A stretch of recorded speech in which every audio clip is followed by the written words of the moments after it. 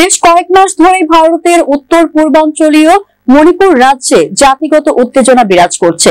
সম্প্রতি পরিস্থিতি উত্তেজনাপূর্ণ হওয়ায় নতুন করে কারফিউ জারি এবং ইন্টারনেট সেবা বন্ধ করা হয়েছে।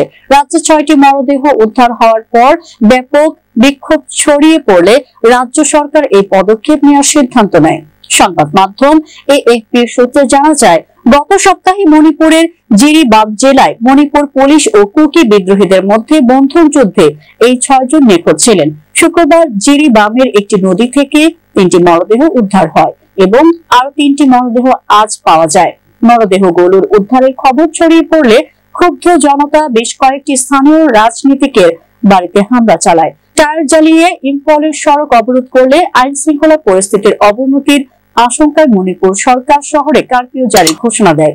পরিস্থিতি নিয়ন্ত্রণে আনার জন্য রাজ্য সরকারের স্বরাষ্ট্র মন্ত্রণালয় 2 দিনের জন্য মণিপুরের ব্রডব্যান্ড এবং মোবাইল ইন্টারনেট সেবা বন্ধের নির্দেশ দিয়েছে।